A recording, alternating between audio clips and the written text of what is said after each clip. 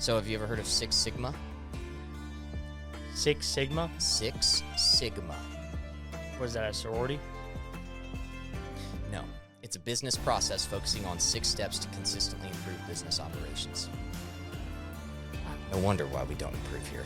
Well, I'm sorry, I don't know Japanese. That's not... Six Sigma's American. It's English. Well, not my English. All right, well, that's what airplanes use to keep you safe. It's all Six Sigma, so it's multiple steps of quality control. Hey, y'all, welcome to another episode of Meet the McBees. Cole and I are in the studio today.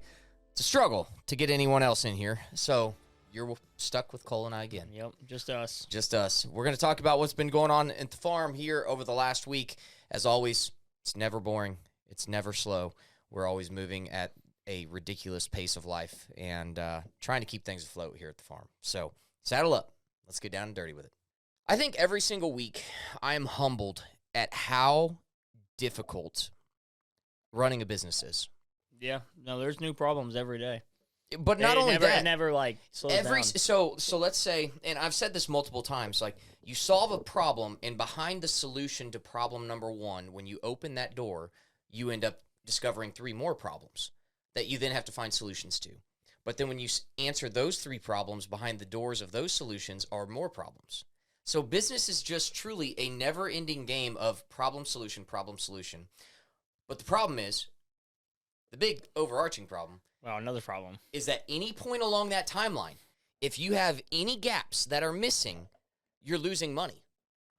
So like, let's say the meat facility, right? So this is like my latest problem. The meat facility to fulfillment center to shipping out, right? So we had issues with UPS whenever we were on second day air. We were losing 8 to 10% of our packages. Well, business that is 10% net profit, if you're losing 8 to 10% of your packages due to delays or lost shipments or whatever it may be, having to offer those refunds, you're at break even. You are. Yeah. Solved that problem. We ended up, now we have next day air, so we're paying a little more for next day air, but we're now down to like a 1.5% loss rate. So that's, I can handle that. Lost? Delayed, or like the package sits on the porch and we refund. Oh, the meat goes bad. I think the meat goes bad. Lost. No, it's not lost. It's like, just delayed. Yeah. So that problem is essentially solved. It's still 1.5%, but it's not like 10%. Yeah. So that's solved. Well, now, like the way we have our profit margin built in, I feel really good about where we are. And I was like chugging along, and you know, I'm trying to figure out everything that's going on in the business. And it's really easy to feel like, okay, we're doing a ton of sales, like top line revenue is looking good, stronger month over month. But then I'm going into the bank account and I'm like seeing less and less money. And I'm like, how is this making sense? Like, we should be making money with the amount of volume we're doing based on what our margin is, how much top line sales are coming in. Where is the stopgap? Well, I had lost track of the weights that they were cutting steaks at. Dude, we were sending steaks that were 2 to 2.5 times the listed weight of what we're supposed to send. So we had some happy customers, but we were losing money. Yeah, that ain't good, man. That's a big steak. I mean, so you're telling me like you're sending out They were sending like a out 12-ounce ribeye, and they were getting like a 20-ounce ribeye. They were sending out almost 2 pounds of fillets, and fillets are supposed to be 8 to 10 ounces, 2 inches thick. They were getting full on like half a loin, tenderloin. I should have bought some before this. You should have. Before you called. Actually, I think there's still a bunch in inventory. Is there? So there buy is. them now? Yeah, buy them now. You're getting to take advantage of us, yeah. Sadly, because we can't, once they're labeled and out of the facility, we can't take them back through. So we're just working through all of the much overweight. We need to get that machine that you just put the meat in, and it does all the cutting for you to equal size. Well, if we can't solve this via, I would much prefer to have people working for us so we're supporting jobs, but if it came down to it, we're going to end up buying that machine that automates it. There are some cool machinery that a lot of facilities Dude, use. It'll take a piece of meat. So it takes an entire loin. Yeah. So there's this company called Multivac is who makes it. That's who we went and seen. Yeah, we went down to their factory. Cool stuff. Imagine this giant machine. You take a full loin. So let's say a loin off of a cow, like a strip loin. It's 24 inches long by, 10 inches in diameter. You put it in this machine. Yes. The machine compresses it down to where there's no air pockets around the loin, and then it automatically weighs it and can portion out. Like if I hit 10-ounce strip steak on the machine, it knows exactly what thickness to cut each steak to where you get nothing but 10 ounces of strip steak. And you're left with like 2% yield loss, like 2% trim that you grind up into ground beef. What I liked was that machine they had that made the meat look like it was like 3D. Well, it is. That was a packaging machine. But it made the meat like stick up kind of out of it. It was crazy because it's like airtight all the way down. And it's not like this normal one where it's like over it. It was like airtight, and then it would go up and shape around the meat. It's like what you see in a fish fillet. That's how they package fish fillets. So like it's like you have the package, and then the meat actually sticks up like 3D in the package. Yeah, but that packaging machine is $400,000, and that's about. Well, it ain't that cool. Let me look in the bank account. I would say that's probably $399,500 more than what we currently have in the account. So maybe next year, maybe the next following year. year. There are some very, very cool meat facility equipment, but we're still hand cutting everything, which is good because we have 4 people working in the processing room cutting up all of these steaks or cutting up anything that comes in. The problem with that is you have to make sure that they're cutting them at the right thicknesses to hit your weights, because in our scenario, I'm selling what I think are 12 to 14 ounce ribeyes, strips, 8 to 10 ounce sirloins, and fillets, and they're sending out 20 ounce fillets or 22 ounce ribeyes. Yeah, And I wasn't checking on that. So again, I go back to, I'm like, where's the money that should be in the account based on the top line revenue? Well, we're sending it out as these freaking heavy steaks.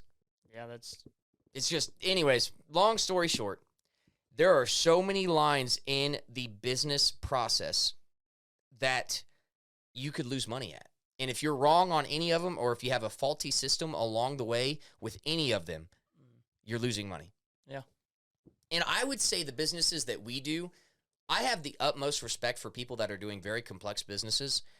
We have the most simple businesses I could ever imagine. We wash cars. We take a cow. We slaughter a cow. We turn it into steaks, and we ship it out. That's a pretty simple business. It's not rocket science. No, it's not. And we still suck. I still learn, like... Hey, whoa. I don't do much of the meat facility, so this sounds like a you problem. I suck. I will admit that. It goes back to that saying, I have been doing more with this, so I'm starting to suck now again. The more I learn, the less I know. Is that the saying? Like, you started off, and it's actually embarrassing. I was going back to some podcasts of me back in 2019, 2020, and I thought I was a big dog. Like, I thought I was, knew my stuff. I was fresh off my MBA, few years in business, was seeing some success, had some good money in stocks. Stocks were flying then, so I was making good money. And I was like, you know what? I've got this life thing figured out. And I'd go on a podcast, and I'd sit there and brag about how smart I was or what we were doing that was leading edge, and we were just so advanced in our businesses. And I sit here today, and I look at some of those clips of me back in, 19, 20, and I'm like, that dude is such an idiot. Like, I was so dumb. I had no idea. I didn't know my head from my butt. And I still don't, but at least I'm able to admit that. I guess I got humbled enough to admit that. Yeah. You ever feel like that? I kind of miss that chip on the shoulder, though, I feel like chip on the shoulder that you had back then, like kind of had like the arrogant swagger. Yeah, like that's what like everybody when they're in there, like Prime Tiger, man. Like when he was in it, he was feeling it like at every aspect. That is of true. life. Like you kind of have to have that like swag. Like not saying you need to be arrogant. You probably deserve to be humble in a few ways. I need to too. Everybody tells me online all the time. But I just read comments. That's how I humble myself. That's right. So hop on Facebook for a minute. Yeah, just hop on there and you can learn a lot. But I just feel like you got to have some type of like pep in your step, like you got to have some type of, I'm not saying you got to be cocky, like I'm not saying act like it, but I'm saying like you got to be confident in what you're doing, which I'm not saying you're not, but I think that life is sort of, obviously it's a roller coaster ride, but the element of success, especially in business, when you first start out, you're so oblivious to how hard business actually is. You walk around with this confidence that is not built on evidence. It's like sheer obliviousness to the business world. So you walk around like feet barely touching the ground. I have my own business. I'm a big dog. Like I know exactly what I'm doing. And then you start off with all this enthusiasm and optimism. And then as you learn the real worlds of business, you get humbled. And then you go through like this pit of despair of like, I know nothing. I'm going to fail. Everything is horrible. I'll never make it out. And then you just start to creep your way out of that as you actually become somewhat experienced and seasoned and have the battle scars on your back to prove it. I feel like that's where kind of we are. Yeah. You know, like we're coming out of the pit of despair. We have the battle scars that will keep us humble if we ever do get extremely successful again. Yeah. No, for sure. I mean, I can tell you this. I will never talk crap like I know anything ever again. Oh, I never did in the first place, so that's why I... Oh, bull. You acted like you knew everything there was to know about farming. No, I did not. I knew there was things... Did you not see you on the episode about the lease? Yeah. Oh, yeah, this is 60 bushel soybeans all day long. The farmer that had that farm at the time. So if you planted that farm this year, would it have grown 60 bushel soybeans? Yeah, it would have. This year, 100%. Okay, in a normal weather year. I mean, I would say that farm was a very good farm. I still to this day, like, I guarantee you, if I go look at the crops on that farm, if they're not already harvested, if it wasn't corn, it's good crops on that farm. Is that because Cole McBee wasn't in the tractor planting that farm? No, it's not. It's because... our crops right now look good. Everything we do sucks. No. At the end of the day, I feel like all you do is just talk about how bad we suck. No, we're not. But I also have a lot that's going good, too. We do. I mean, there's a lot that we do that is good. Like, we wouldn't be where we're at. We wouldn't have what we have, and we wouldn't be where we're at if we sucked at everything. Agreed. Like, I do know, like... We do our crops this year. Like, we're going to average 55 bushel soybeans. Yeah, I mean, our crops look good. I mean, they're not nothing insane, but we were in Daviess County also. We're not like... Yeah. I mean, it's not on pivot ground in the bottom over on Missouri River bottoms that was handed down through... No, I agree time. with that. So, no, I mean, but, yeah, I that farm, I 100% think will grow good crops every year. Okay. It was a good farm. It had no tree lines on it, and it was big fields, open. Oh. Drained good. It had waterways on it where it needed them on the hills. Or not on the hills, but it was going down. Yep. But then it drained perfectly. Well. Had no standing water on it when we looked at it. We'll just call that. It was late summer, so that's probably why. But. We'll just call that the one that got away then. Well, yeah, and I was going with that. Everybody gave me so much crap about that. That actually made me mad because the reason that fell through was because he wanted paid 100% front. And we actually farmed that guy. The old guy's a super nice guy. Yeah. Like he was super nice. We just went our own direction. We farmed another one of his farms for multiple years. Yeah. And that was down the road. And he asked if we want to come look at it, so we went and looked at it. And he told us he watched the show and stuff, and so we were like, hey, well, we are filming right now. Do you mind? Like, he brought it up, like, oh, I want to be on the movie star, you know? And he didn't think we were actually going to be serious about it, I don't think. Like, I think once we said it, he was like, oh, I shouldn't have said anything, you know? Like, yeah. Because we were like, hey, we are coming to film. If you want to, can we bring the camera crew? And they were, so, but they, yeah, I mean, he is a super nice old guy. What happened was he wanted paid 100% up front, and we were like doing 50-50. It just didn't make, didn't make sense for us. From a cash flow perspective. And I get it from a landowner's perspective. They want to mitigate their risk and take away all that risk and get paid up front. From a farmer's perspective, cash flow-wise, we just don't want to be in that position. But where we're at now, though, it worked out for the best. Yeah, for sure it did. Like, we would have, like, where we're at now with what we're doing, for sure. Where we're at. That farm was a pretty good ways from here, too. Yeah, it was, I mean, it was... Northwest of Bethany, wasn't it? Straight west of Cox. Okay, yeah, so west of Bethany. Yeah. Yeah. Straight west, about 2 miles. But it was a good farm. I'll give you that. No, it was a good farm, but it definitely wasn't something we need. Yeah. No, I mean, just be honest. Not how the way prices are right now. There's no like leases. It doesn't matter if you can grow all that. If you can grow all that yield and push out all those bushels, it still does not matter if you're selling it for pennies on the dollar. Yeah. So. No, I mean, even we were talking about like some people who this year with corn the way it is, like there's good corn out there. Yep. But the prices, it doesn't matter. So, like, what did Hayden post the other day? Hayden made a video the other day. It was the price of corn in the 1980s is still, and Hayden's behind the camera. What was it? It was the price of corn in 1984 is worth the exact same as it is today, but inputs have risen like 3.5 or 4 times. Yeah. Yeah. So think about that. We're still selling it for the exact same amount that it was in the 1980s. Yep. Think of any other thing you're buying nowadays. Think of a cheeseburger from McDonald's. Think of anything you're buying from the hardware store. The price being the same since 1984. That's what we're dealing with in farming. Yeah. Oh, it is. That's insane.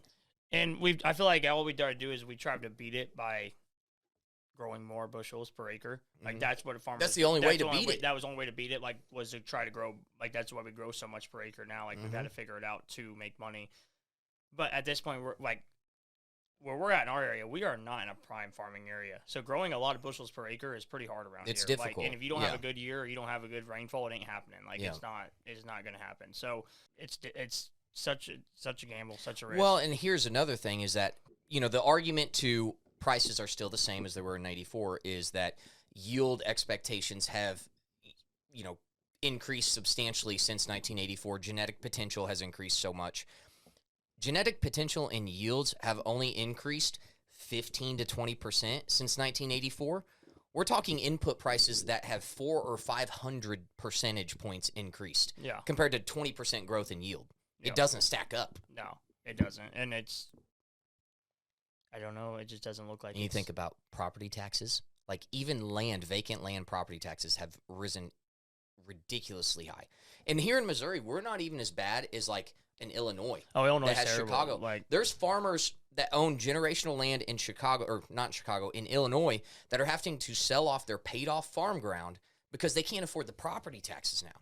So we know a bunch of old guys over in Illinois that had farm ground there for years that was paid off.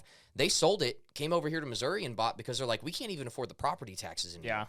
Yeah. What they're getting on lease on that paid off ground ain't even making the property It's not even tax. making the property taxes. That's It's crazy. So, I mean, as much as we want to whine and complain about our area, we deal with our challenges of rough yields. I would hate to have to deal with property taxes through the roof like they do over there in Illinois. Well, then lease prices have just, like, yeah.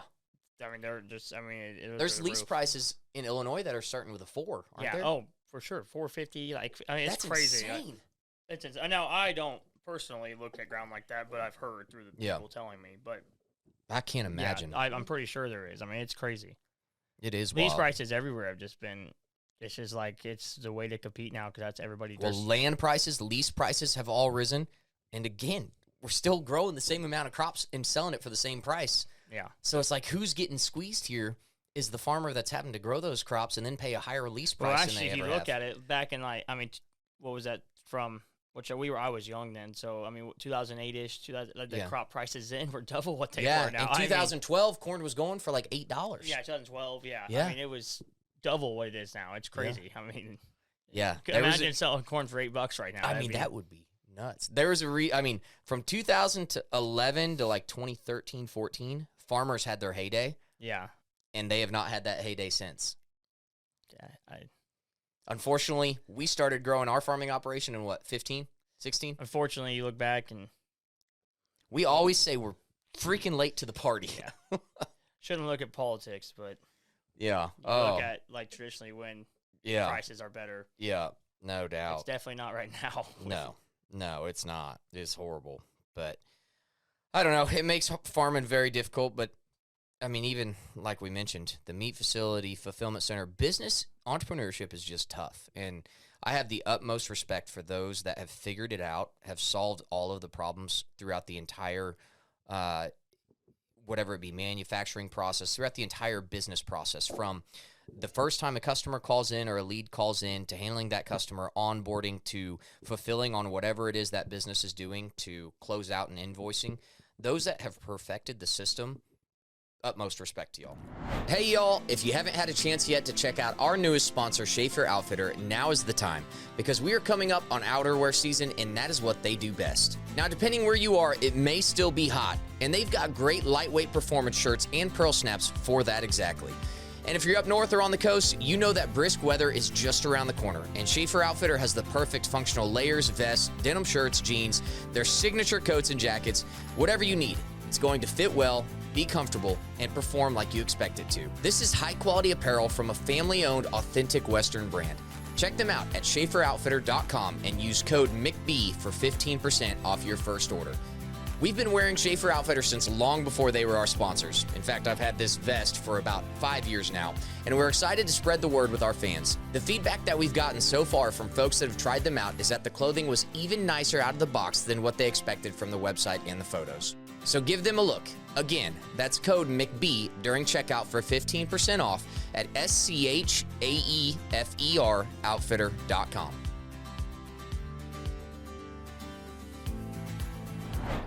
Well, and I'm not saying there's not people out there who are living the life, like, who are making all their money from social media and are doing like they're able to like live a crazy life. But you meet any businessman who's 60 years old, 70 years old, like I mean, you'll even talk to that, but like they're dealing with stuff till 6, 7 o'clock at night every night. Like any of the wealthiest people we've in a met. normal business scenario. Well, even like some of the wealthiest people, you'd think like, oh man, they must have it so nice. Oh, they're just dealing with so much more. Like I mean, some of these people, like they just their whole life, they take phone calls from the time they wake up to the time they go to sleep. I mean, they might be worth $500 million, but they're, I mean, what they do is like there is like some people just it ain't worth it to have that money because of the problems that like I can't imagine how much it is. There's a balance that you have to figure out, and it's not.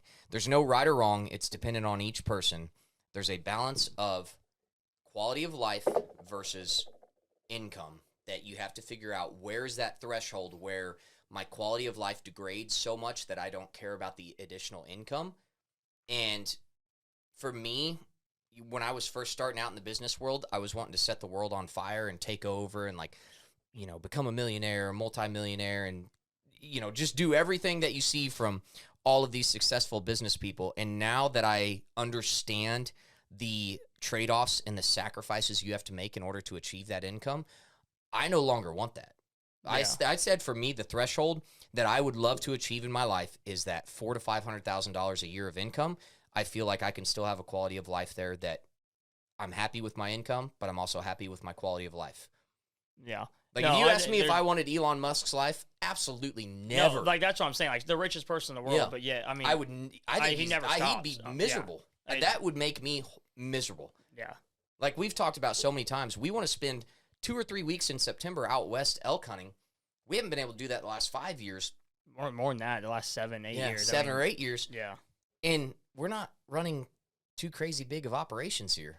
No, we're not, and we're just jam-packed. But, I mean, I think it is something you got to figure out, and everybody's different. Some people, having a schedule at a 7 to 4 or 9 to 5 or something, like having a set time, working for someone, not dealing with the problems, that's way better for them. That's way better for their life. Higher income. Than trying to do. And I don't blame them. I don't blame them either, because then you don't have when you're off work, you're off. You're off. Your mind's shut off. Work never stops. Like, I mean, I can't tell you which I'm not complaining. My life, I live a very good life. I'm very blessed.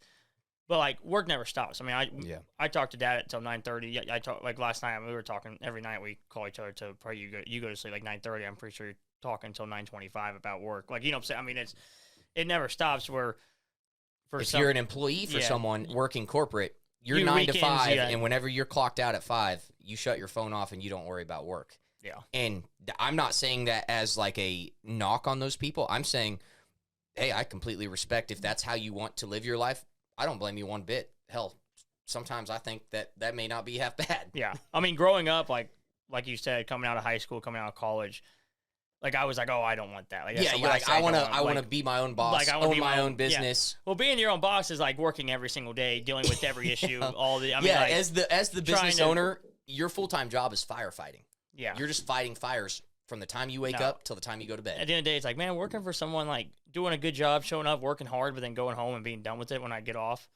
That ain't too bad. Yeah, I mean, you see why people, like, it's nice. I mean, knowing you're going to be off at 5 every day, knowing that you're done, you have weekends off, like that. And I'm not saying I don't have weekends off, like I don't have time to hunt, like I do, but there's definitely times where you give up some of that. Yeah, you give up things in life for it. Yeah, it's not a knock on anyone. It's just it's a decision you have to make, and I think that especially me, I took the long way to figuring that out. I spent all of my 20s, and now I just turned 31 almost a week ago. 4 days ago. Yeah, just Sunday. 3 days ago. Yeah. Okay. Felt like a week. 3 days ago. I think going into my 30s, that's the one big thing that I'm going to change now that I know exactly what I want out of life, and I'm very secure in knowing that is, hey, that $400,000 to $500,000 a year income, that's the threshold I want to hit because I feel like my quality of life is still possible at that income. We're on our way to simplifying life, and now what we call simplifying life now would still be busy for any other person on Earth. We're still busy for a lot of people. Like, there's still a lot going on. I mean, busy enough to where we're hoping to have our own thing to each take over and run one day, and like, I mean, we're still exploring new things, but we're just wanting to simplify life down to where it's not so crazy. Like, we want to get to where we can go on an elk hunt for a week and a half or 10 days. Shut the phone off and not. Yeah, the only people we have to worry about is our family, not work. I mean, not knowing like, hey, there's no way we're going to be gone for 10 days from work. I mean, right, the last 5 years, 7 years, there was just 3 days. Yeah, Yeah. There was just no way. I mean, I went on a 2-day baby moon with Steven about how to come apart. If you guys didn't watch the show. I about had a what? Come apart? Is that what, like... I've never heard that in my life. I about had to come apart. Is that weird? Have you guys never heard that? I've heard about fell apart or... How to come apart? I don't know. Is that not? I don't know. Oh, listen to me another Instagram. It just sounds photo. Here weird. we go. No, it just sounds weird, man. I thought I used that. I don't know. I thought I've heard people I say about that. had to come apart. Well, you know what I'm saying. I don't know. Something about it just don't sound right. But you were No, freaking I know. out. Like, I was freaking out. I mean, yeah. In the middle apparently, of harvest. you just thought this place couldn't go 2 days without me. I don't know. I think it ran smoother. No, I didn't. No, I'm just kidding. But, No, I agree with you, though. I think I've spent a lot of time. One of my mentors is Craig Ballantyne, and he's a guy that has taught a lot of entrepreneurs over the years. He's one of the first coaches for entrepreneurs, and 10, 12 years ago, he's got a couple of really good books, The Perfect Day, The Perfect Week, several different books that I like. And one of the things that he preaches is to focus on what is the most important task and only worry about that, the most important business. Don't bring other headaches, other distractions into your life. Really sit down and understand what it is you want out of life. Focus on that, and everything else is a distraction that you need to say no to. There is power in saying no. And we are entrepreneurs to the fullest extent. And I feel like the Achilles heel of entrepreneurs is they see opportunity in everything, and they try to chase everything. And the problem with chasing two rabbits is you'll never catch one by chasing two. Never heard that one. You ever gone out and tried to catch two rabbits? Nope, I haven't tried to catch one rabbit before, though. So Catching one would be difficult. Yeah, but if you try to do two at the same time, they got you going in different directions. You ain't never gonna I catch see what any you're of them. saying. Yeah, I don't need. I know what you're saying. Mm-hmm. So it's a good saying. You can take that one home to Casey. Yeah. Speaking of Casey, was over last night. You guys just got a hot tub. This is a big deal around here. No, this is a huge deal. Casey's been telling everyone there's going to be a hot tub party, but it's only a 6-person hot tub, and I think she invited 20 people over. Yeah, we're gonna have rotations. We had like 5-minute rotations so through the people hot can tub. eat. Someone can eat. People can eat. Sit on the couch and watch football, and people are in the hot tub, and we'll rotate every 30 minutes or so. She legit invited 20 people over for a hot tub party that can fit 6 people. She did. Yep. And she told everybody I was gonna cook for them. Like, we'll get pizza. This is a big deal around the farm. Like we have not had a hot tub in a long time. The last hot tub we broke at Dad's house in like You and 2018. Casey? No, not Casey. Well, no, we didn't do anything. It was from one of our parties. People were like, it was like 2018, and somehow it got broken because it hasn't been filled up since then. Didn't you and Casey meet in a hot tub? Yeah, we did. The Is that hot where? tub at No, Dad's? no, not our hot tub. Oh, okay. I didn't know what you were doing with that. I'm like, it wasn't Casey. That hot tub never worked since I've been. Oh, okay. Yeah, I was gonna say it hasn't worked in 15 years. My dad's got a hot tub that's sitting there that ain't had water in it in 15 years. Yeah, we did meet in a hot tub actually. So I know. That's why I was freaking out because I was like, oh shoot. No, we did. We did meet It in was a hot you tub. and Casey. Yeah, Yeah. It just wasn't Dad's hot tub. It Okay. was- yeah. Okay. Gotcha. So yeah, y'all got a hot tub. Is it heated up all the way? Because it just got installed yesterday, right? Oh yeah, I got in last night. Did you really? Oh, it's so nice, dude. The jets, it's a 2-pump hot tub. So Okay. it's got like these big jets that spin on your back, and it's got some jets on your neck, and It's got a full lay down seat too. yeah, it does, and it has jets all the way down your body and then on your feet. After a long, stressful day. Oh, I sat in there for like 30 minutes last night, and it was only at like 98, so it wasn't all the way heated up, but it was hot enough. Now it's at 104. Nice. Oh, that's what I'm doing as soon. You got a as- TV so you can watch football. Yeah, tonight's pretty decent, so I might go sit at Yeah. Hunt tonight. Once I get off work, might slip in somewhere in CIC. Do and then are go. babies allowed to sit in a hot tub? No, I don't think so. It's too hot for them. Yeah, I don't think they are. We weren't going to test it, but I don't think they are. I was just curious. Yeah. We were just going to wait till she goes to sleep to get into it. Get a little mom and dad time. Yeah. Last night we got into it, and then she woke up. Oh, it was great. Short-lived hot tub sit. Yeah, it was like 10 minutes, 15 minutes. That's but why Casey invited 20 people. So Yeah. she can sit in the hot tub and Well, everyone else we watch were going to Blair. invite Mom and see if she could just like watch Blair, Just That was Casey was actually thinking ahead. She's like, I need someone that's not in the hot tub to Yeah. watch Blair. Or you got to get out and run back in. Yeah. But it's actually not as cold right now. I know. Give us like late October, early November. No, it's perfect in the hot tub at night. Oh. And it still could be colder. It could Yeah. be a lot colder. But when you get out, it's like not that cold, so it's not that bad to run in there and Oh, I see what you're saying. get her back to sleep. I can't wait till we use that thing like some November sits when you're kind of cold coming back in from hunting. Oh, get some chili. Mm-hmm. Is that weird to be sitting there with a bowl of chili in a hot tub? I don't know, but Feel like that just it's sounds double. watching football. Double heat. Just sounds right. But dude, when you freeze all the time, like when Fingers don't work for an hour after your the like hunt. feet and fingers are like Yeah. tingly for an hour after you Mhm. hunt, your nose and everything. That would be perfect to get into. I'm excited. I might be over there every evening. Yeah, I'll be in it tonight as soon as I get back from the hunt. Well, anything else you got on the list? I think that's it for today. I'm going to go back to the fulfillment center. We're trying to improve the flow of the fulfillment center. We We are almost, get this. did Jesse tell you? What did he tell you? Well, I was about to go help him after this. We're almost caught up on orders. That's what I was about to say. Yeah. We have been struggling to keep up, and we fixed our flow. Again, like efficiency and every step in the supply chain. We fixed how we go from creating the box to putting the meat selections in the box to putting the dry ice in the box to labeling the box. Which to I think the sending it big out. one has been inventory. Yes. We fixed Inventory our was an issue. inventory. We fixed our inventory system. Yep. For How we do it's not inventory. perfected, but it's better. Yeah. And we're improving it every day. What is that called? It's a Japanese word. Kaizen. I'm gonna look it up, but it means constantly improving, like never being satisfied with where you are. Consistent improvement, and that's what we're doing. We've almost gotten caught up on orders. The goal is to get where an order comes in. If they place the order before 1 p.m., it goes out the exact same day, and we're almost there. By the way, just in case Riley or Jesse watched this, I didn't really help. I helped about an hour. That's it. So Read that. they did most of it. Read that. The Japanese word for constant improvement is Kaizen. Kaizen. Kaizen. Well, I don't know how you pronounce it, but I was spot on, was I not? Maybe Kaizen because it's Japanese. That's exactly what I was saying. Was it not? Mhm. So, yeah. Good one. All right. I thought that's what it was. Well, we're going to How get do you back know over there. that? Why? That's what happens when you read books. You know things. Yeah. Have you ever heard of Six Sigma? Six Sigma? Can't take a book inside a hot tub. I ain't got time for it. You need to.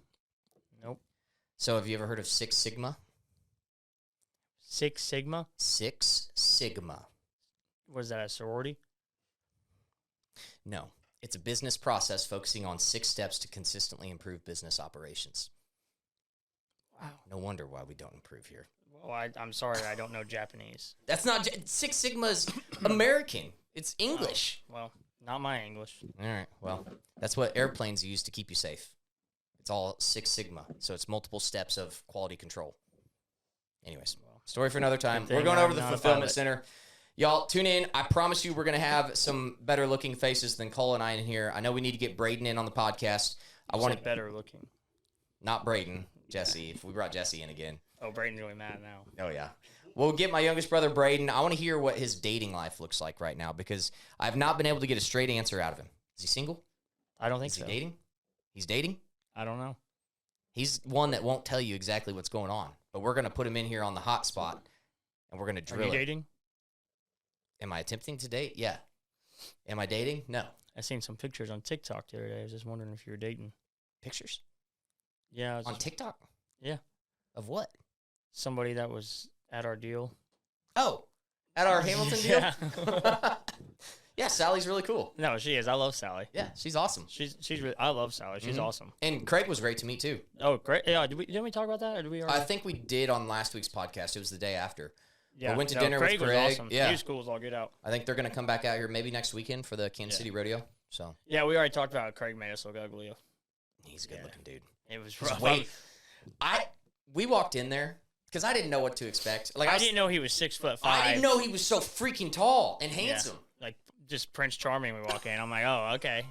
I'm over No here. wonder this dude's been on reality TV Yeah. for 15 years. I always look at him like whenever we meet people, I'm thinking, man, I wonder what people think because they like meet him and he's on Bravo, which obviously we are nowhere as big as him. But like Yeah. since we're on, like just that we're on Bravo and they look over and they like see me, I'm like, Dude, just some redneck on Bravo. They're probably like, man, what is he doing? I can't even post a photo with Craig and I together because I look. It's like whenever I take a photo with Darby, my buddy Darby. They're so tall, it makes me look tiny.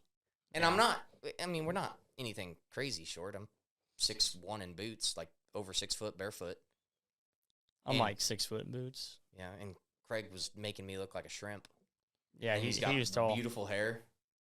Even Casey, whenever we walked in, she's like, "Damn, Yeah, well, I mean, it is what it is. Dude's good looking. he's good looking. You got to give it to him." Yeah, But all right, y'all. he did buy some from Casey's face cream. Yeah. Oh, he was talking to her for 20 minutes. about it. Hopefully he likes it. Yeah. I told her, I said, this stuff better be good. Yeah.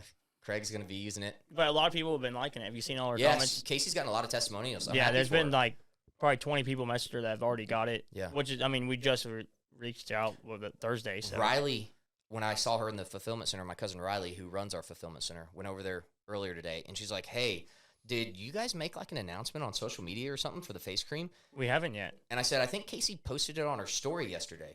And she goes, we just got blown up today with orders. Yeah, we need to. That's what we need to get on is making an actual I know. post for it. I told Casey to do that. We've been busy this week. Maybe but this evening y'all can skip out And in your another hot thing tub and I we wanna can film do- a video on it. Probably tomorrow morning. It's under accessories right now. Yeah. Where It should needs it to be? be moved. It needs its own deal, tallow, with all the beef tallow and her Okay. 4 things. I can do that. Because you have to go to the merch and then go under accessories. Accessories. And who would think to go, oh, I want beef tallow, I'm going to go to the merch and then go to accessories and then find the beef tallow. So you want tallow to be its own section on the Yes. website. Yes. Okay. Agreed, don't you guys think? I'm asking the, Yeah. Should I everybody's call it watching. tallow or like cosmetic or skincare or Tallow. wellness, maybe? Wellness? Wellness, maybe? Because that would think be- about other products we may come out with. Yeah, I think wellness. Wellness. I mean, it doesn't have to be perfect. Just make it something easier to find because no one can find it on the website. Fair enough. I agree with that. We're starting to get too many products under the different headings. Well, why would you go to merch to buy something for your face? Okay, valid point. It's under accessories under All right, merch. y'all help us figure out how I should organize the website because I actually build the website. So help me figure out how I should organize it with the skincare products that Casey just came out with. Well, the problem is we have skincare and We have then we have skincare and cooking. tallow, and then we have cooking tallow. So it Should just that needs to be all- tallow. And then you go in there and you can find the cooking tallow, the skincare. But does that fall? So under our 2 main headings, we have merch and meats. So should the tallow be under meats or should it be under merch? See my problem? Meats. It comes from meat. So you want skincare under meat? No, I just want it to be its own deal. Y'all help us out, please. I don't think that's so hard. Just make it its own deal. It's different And- than meat and merch. For any of you that have bought Casey's products, if you've started using them, please send her a DM with testimonials. She's going to really start marketing those products hard, pushing them hard. And those testimonials are the best way. Word of mouth referrals are the best way to spread any news about any new For sure. products. So Oh, yeah. thank y'all. We'll see y'all next Tuesday right here in the studio. Yep. Thanks See again. y'all.